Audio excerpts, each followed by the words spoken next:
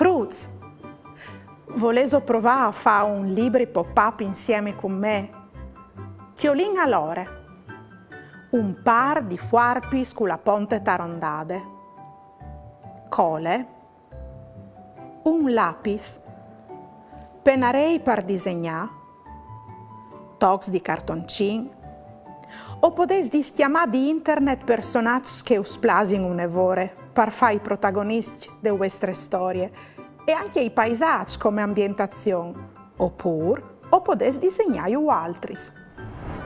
Un cartoncin di formato A3 di pleata al miec. Mior sale di color scuro.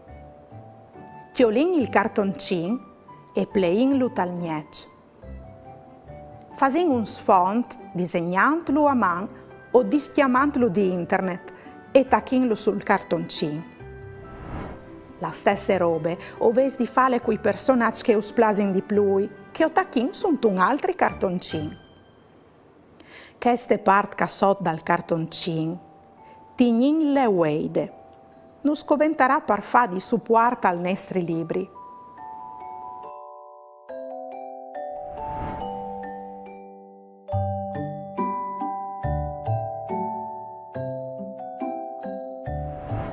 Plein le così.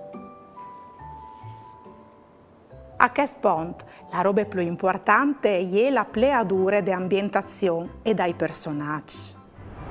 Ho vinto la chiasuta di mamma e come ho vinto di fare questi due movimenti. Plea la base orizzontale per da così e poi dopo plea la chiasuta a metà con precisione. Così. Come plein a 90 gradi e plein un tocco di cartoncin tal miec par su. Così.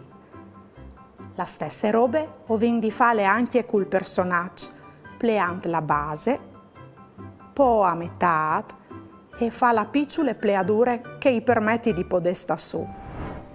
Così. Tacchin la chiasuta sul suoi A3. Attenzione che la pleadura dal sfondo è a di essi sore de pleadure dal suoi grande. Stesse robe anche quei personaggi come si è il giuto. Velo finito il nostri libri pop-up di mamma.